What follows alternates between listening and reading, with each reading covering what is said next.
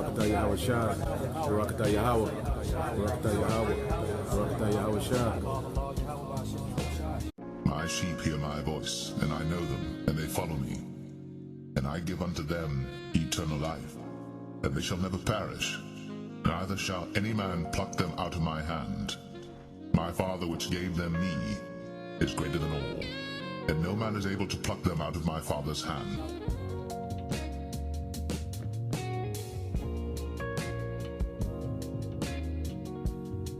Shalom.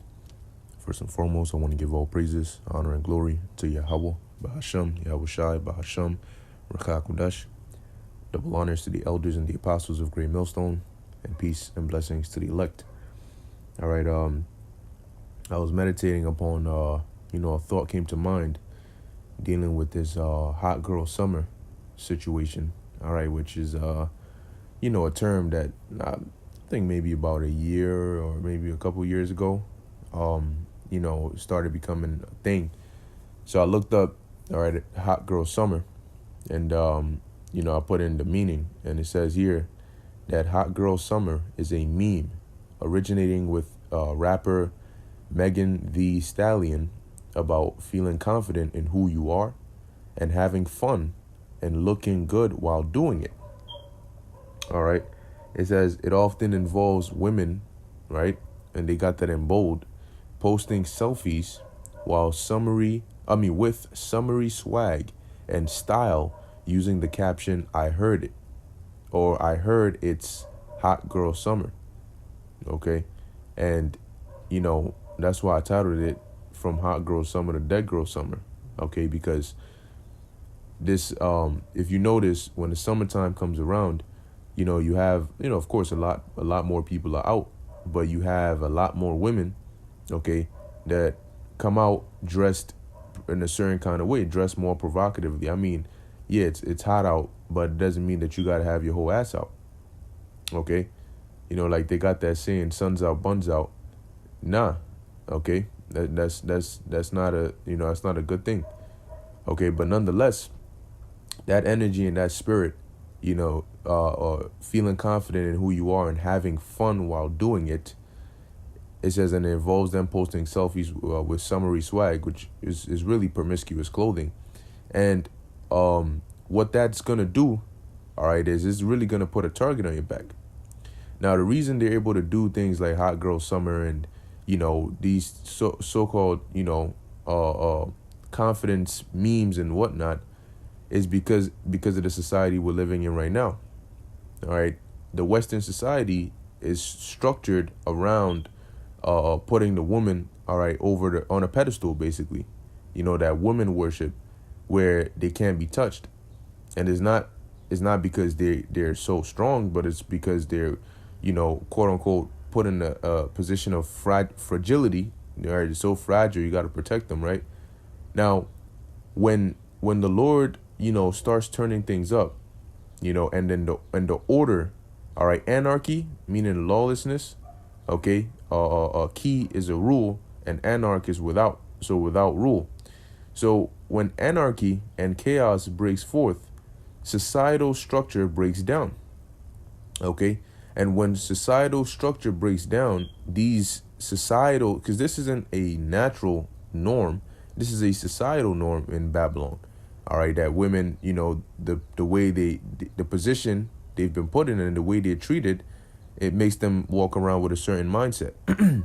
So when that goes away, you're going to have a lot of women that they're not smart enough to realize that the only reason they were able to go around and enjoy the quote unquote teats and benefits, which more than just, physical things, but the status and all of that, was because of the societal structure. So you're going to have certain women out there who they're going to forget that all hell is breaking loose. And they're going to think that the pseudo power, the fake illusion of a reality that they were living in, thinking they had power, they're going to think it's still there. And you know what's going to happen? They're going to be the ones still trying to do hot girl summer in that time. And they're going to turn into dead girl summer. They're going to turn into rape girl summer. They're going to turn into eaten and beaten girl summer. All right. That's what's going to start happening. And then, I mean, after a couple of those a couple of those incidents, when reality sets in to people's minds and they're like, look, now we're in the real world. All right. That's when they're going to realize, yo, hold on. I don't want to be doing hot girl summer. Because let me tell you something. And we always say this, but it's true. Women are goods. Okay. They're goods. That's why when chaos breaks forth, or whenever there's some form of disorder, you notice there's food, a lot of stealing, right? And people steal food, they steal clothes, they steal objects. But what else do they take? They take women. Because food provides you with things you can eat, clothes, things you can wear, but women provide you with what? We all know what. Okay? And so in that time, you're not the one going around hunting, you're the one getting hunted. Because people look at you as goods, okay? And there's something that they want from you. So that hot girl summer, you're going to realize that, wait, whoa, hold up. This is putting a target on my back. I'm already a target, all right? And especially if you look good, man, you a bigger target. So you don't want to be seen. Because it's going to be that time when, see right now, dudes will catcall and so on and so forth. In that time, ain't no catcalling. It's cat taken. They're going to come and take that cat. All right. And they're not going to be sweet about it. They're not going to be gentle and I want to make love to you. They don't want to make love to you. All right. So that spirit is going to be dead real soon. Now I have an account here in the book of Judges, the 19th chapter. All right. Let's read as to what happened here. And guess what? Things like this will be happening in the very near future. Okay. So you should be preparing. All right. So this is the book of Judges, chapter 19, verse 9. It says, and when the man, now this was it was a Levite, and he had his concubine with him. And, I got to read the story again. I forget exactly what happened, but I know he was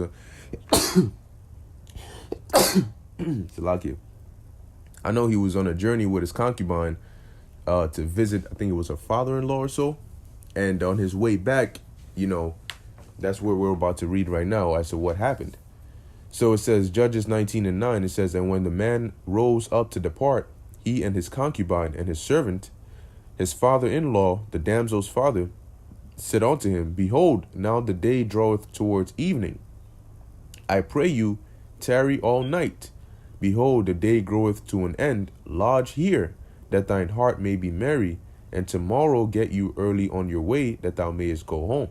And the reason is, when it gets late, all right, when it gets late, it's normal to know that, look, I shouldn't be out when the sun is down. All right. You know how they got that saying, the freaks come out at night? Well, it's dangerous at night. So the father-in-law was advising him, yo, stay the night because it's already getting late. You don't want to travel at night. It makes things that much more dangerous. Verse 10, but the man would not tarry that night, but he rose up and departed and came over against Jebus, which is Jerusalem. All right.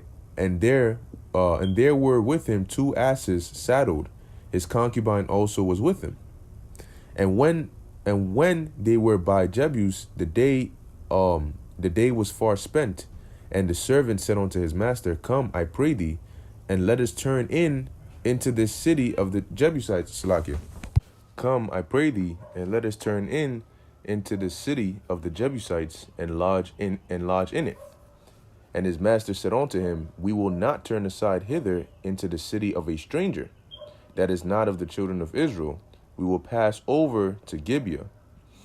And he said unto his servant, come, and let us draw near to one of these places to lodge all night in Gibeah or in Ramah. It says, and they passed on and went their way, and the sun went down on them when they were in Gibeah, which belongeth to Benjamin. And I'm just going to try to go straight to the point. All right. Let's see. So as I'm skimming down, I'll let you know what happens. He basically finds somewhere, and there's this man who allows him, takes him in and lodges with him. But now here's a problem. When let's see. There we go. I'm going to start out here. Judges 19 and 21. It says, so he brought him, the man who received the Levite and his concubine. It says, so he brought him into his house and gave provender unto the asses, and they washed their feet and did eat and drink. Now, as they were making their hearts merry, behold, the men of the city. And now you got to understand too, when you, which I just thought, it just came to mind, but when you back then they didn't have sneakers and shoes like the kinds we have now, you know. So most of it was like sandals type, you know, where your toes were out, you know, open toes. Maybe like, you know, some look like flip flops we have today, some look more like sandals. So of course, if you're walking on the paths, you know, and it's not like the roads we have today. These are more, you know, like dirt paths, dust, you know, like, you know what it's like when you go to like certain countries outside of America and even certain parts in America. And if you're walking on a road like that, your feet is gonna get dirty. You got sandals or open-toed slippers, right? And you're walking on I think they call it a dirt road. All right. Of course, your feet are going to get dirty. So if you're coming to somebody's house, what happens? You wash your feet. All right. It says, let's see. Verse 22. Now, as they were making their hearts merry, behold, the men of the city, certain sons of Belial, beset the house round about and did beat at the door. Now, you know what this just reminded me of? Which hopefully you thought about it as well too, but hey, if you didn't, we're gonna go to it anyway. The book of 2nd Esdras 15. All right, so what I'm about to read in 2nd Esdras 15, you can think of something similar as what happened in the book of Judges, you know, to give you a visual. Okay, and I'm just gonna go straight to the point. This is the book of 2nd Esdras chapter 15, verse 18. It says, oh, matter of fact, verse 17, it says, a man shall desire to go into a city and shall not be able, for because of their pride the city shall be troubled, the houses shall be destroyed, and men shall be afraid. A man shall have no pity, pay attention here, a man shall have no pity upon his neighbor, right? But, and were these men who beset this man's house, were they not neighbors? It says, but shall destroy their houses with the sword and spoil their goods. Okay, and a part of your goods are your woman. Okay, contrary to what they'll teach you here, when you go to war, you kill the men and the women are counted as part of the spoils. Okay, so spoil their goods also goes into your women, not just taking your food and your stuff, but raping your women, your daughters, all of that. It says because of the lack of bread and for great tribulation. And the reason is back then, right, as we're reading of in the book of Judges, society wasn't like it is today. Today, if they try to pull some shit like this off, it's, I mean, you know, you go to somebody's house. I mean, everybody's together, packed up like sardines.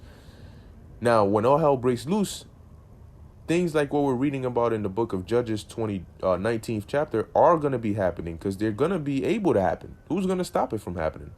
Right? Like back here, who's going to stop these men at this particular time from doing what they're about to do? And let's hear it.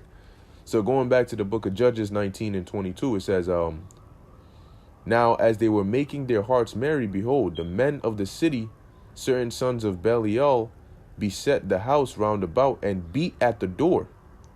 And so boom, boom, boom. And spake to the master of the house, the old man, saying, bring forth the man that came into thine house, that we may know him. Which this was on a new level. Well, not new, because, you know, you see the shit like this now, but this is wicked. All right. And when they said we may know him, trust me, they weren't talking about sitting down and playing chess together or getting some Starbucks to talk about each other's lives. You know, how long you been living here? Oh, I don't live here. I was just traveling by, you know. What about you? Oh, yeah, I've been born here, 25 years. No, that's not what it means by to know him. All right. There's a they call it a Jewish idiom where, certain terms, like, for example, if it says, and he knew her, it means he had sex with her. They had sexual intercourse, That's what it means to know somebody, all right, in a certain, in the context that is being used in, right? Like sometimes today we'll say, well, like, the chick that I'm dealing with, you know. Now, when you look at the actual word deal, right, usually you think of it in a business sense, right? We made it, or in an agreement, we made a deal, you know, but here you're using it based on the context, like the shorty I'm dealing with, you know, it doesn't, you know, it's used contextually, right? So in this sense, when they said bring him out that we may know him, they're saying they wanted to, you know, wicked ass shit, do wicked deeds to this Levite. All right. But let's see what actually ended up happening. Verse 23. And the man, the master of the house, went out unto them and said unto them, Nay, my brethren, nay, I pray you, do not so wickedly. Seeing that this man is come into mine house, do not this folly. Because if somebody came under your roof, you were responsible for them. Okay, that's why he mentioned that. Verse 24, Behold, here is my daughter, a maiden, and his concubine.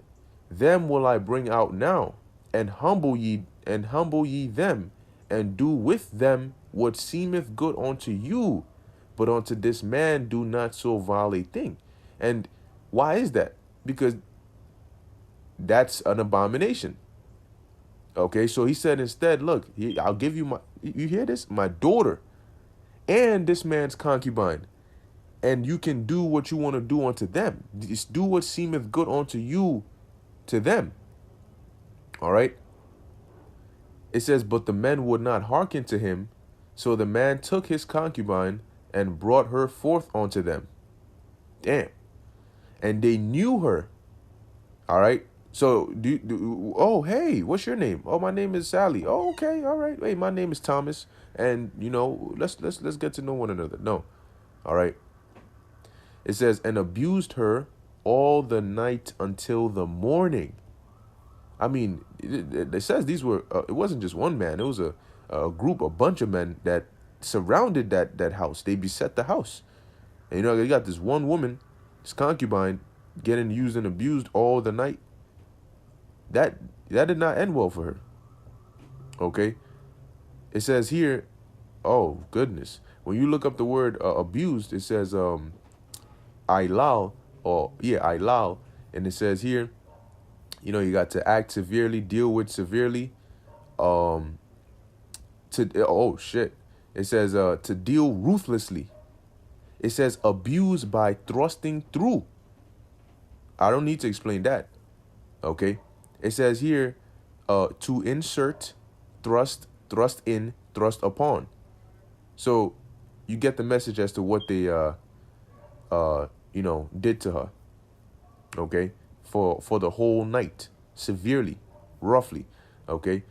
So let's see what happened. It says here, and brought Judges 19 and 25. It says, and they knew her and abused her all the night.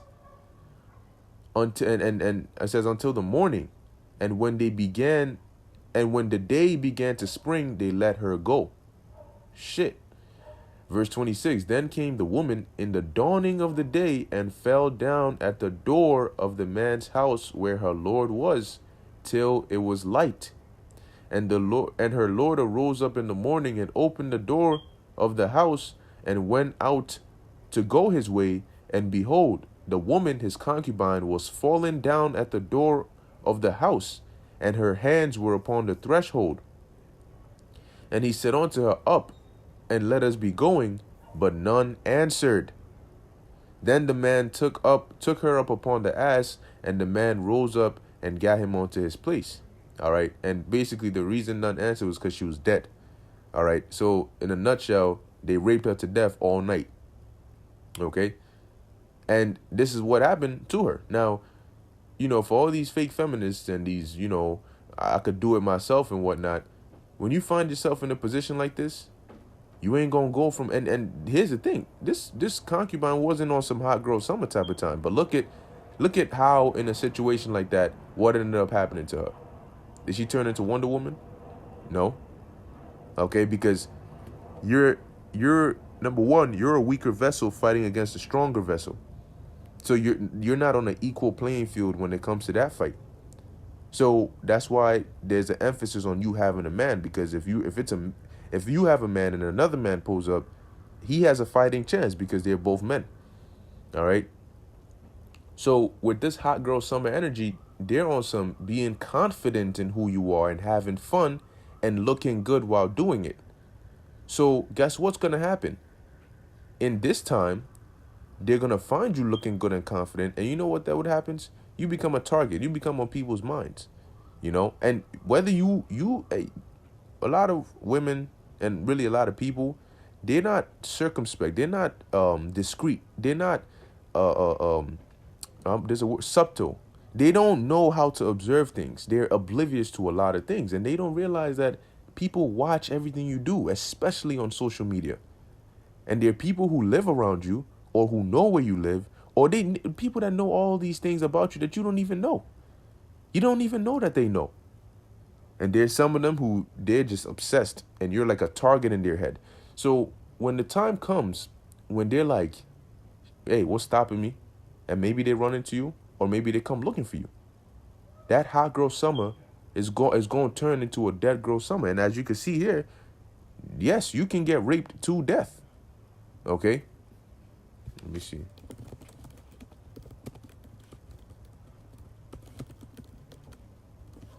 For those who,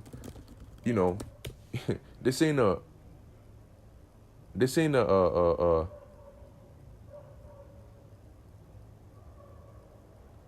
yeah, this ain't a love story, Oh, we went 2 rounds and then, I got tired, so I told him to stop and that was it. That's not how rape works, man. Especially with a group of guys, like you just read over there, all night. They weren't sleeping, and neither was she. Now, if you got 5 dudes, when one is done, he gets to take a break. What about, she don't get no breaks, So yes, you can get raped to death because it's continued. You're not getting, and it's not for your pleasure, it's for the other party's pleasure. So hot girl summer, you making yourself a target. All right. So they might not, when all hell breaks loose, they might not even need to kill you afterwards. You could just die from them. All right. That's not something that you should, hey man, we keep giving out the warnings, man, but hey, to who it goes to, whoever's mind is that good ground, like Yahushai said, if it falls in your mind, that good ground, hey, blessed be you, man, because a lot, hey man, all right, a lot of things are going to be happening, and it's not going to be good for men and women. All right. Now this is the book of Isaiah, chapter 13, verse 16. It says, their children also shall be dashed to pieces before their eyes. It says their houses shall be spoiled. Once again, like we just read in 2nd Esdras. See? So it's telling you, you have one in Isaiah, you have one in 2nd Esdras. All right? And it says their houses shall be spoiled, okay, and their wives ravished. Okay? Why didn't it talk about the men? Wait, hold on. Their houses shall be spoiled and their wives ravished. Well, who's doing the spoiling? Men. Okay? So if the predator's already there, then everybody else is the prey, right? Okay? See, a lion will hunt down a gazelle, deer, whatnot. But a lion ain't gonna have that easy of a time hunting down another lion, especially if they're both male lions. You ain't gonna see, unless what you'll see is a fight. Okay? But after the fight, both of them are exhausted. As opposed to a gazelle. The gazelle's the prey. The deer is the prey. The antelope is the prey. Not another lion. But if let's say the antelope had another lion protecting it, see, now that wouldn't be such an easy story, right? And that's what a lot of these hot girls are gonna realize very soon. Some of them, when maybe something might happen to a friend who's a hot girl, and then that's gonna put fear in her. Yo, your friend, oh my God, and then and what they're gonna realize is it's gonna be a norm. Just like right now, it's a norm for them to go around with this BS. It's gonna be a norm then, and then they're gonna realize the value. Okay, the value, not of Tyrone or Ray Ray or Pookie, all right, but of real men. When moving on, this is the book of Isaiah, chapter 32, verse 2. And that's why it says, and a man shall be as an hiding place from the wind, and a covert from the tempest, as rivers of water in a dry place, as a shadow of a great rock in a weary land. Because that man is going to be that shield, that relief, that protection. And that's why the women were speaking that way in Isaiah 4:1. You know, when you hear how they were speaking, it's out of desperation for that relief of being under the protection or the household of that man. Okay? Because, hey, a lot of men, you know, are also going to be, you know, becoming weak, all right, and getting put to death.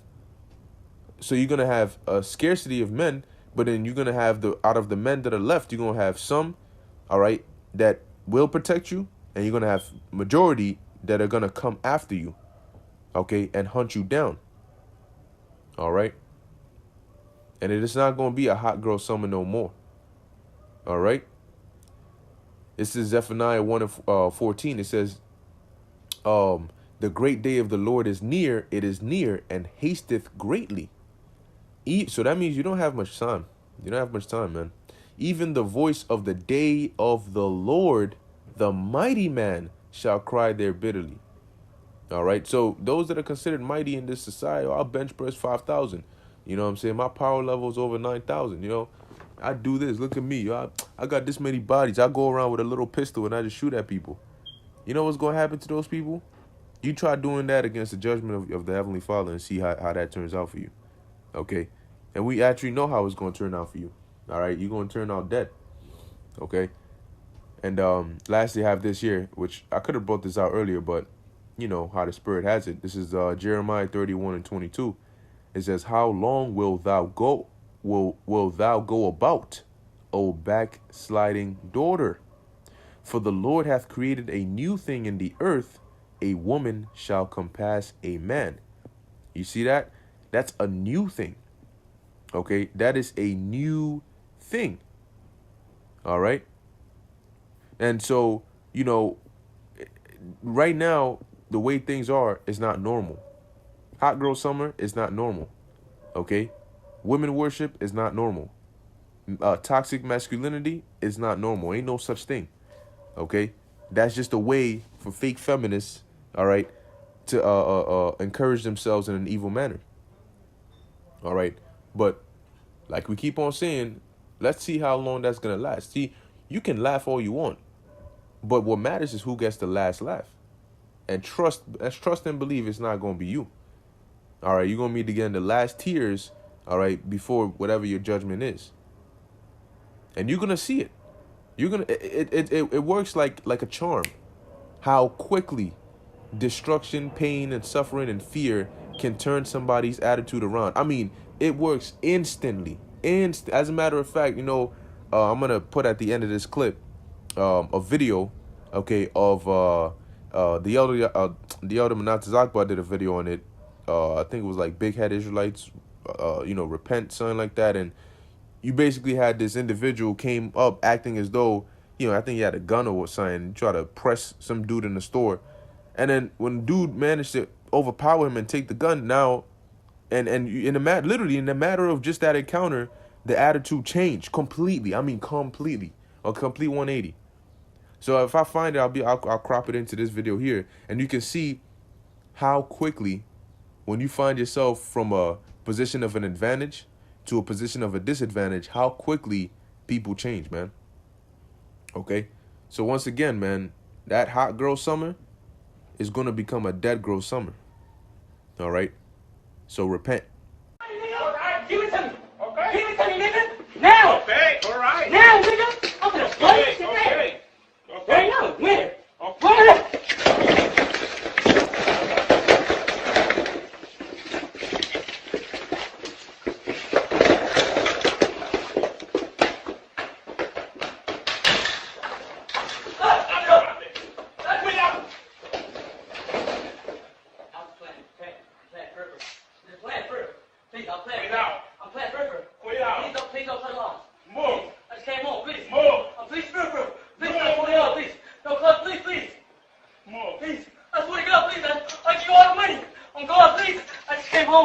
Please.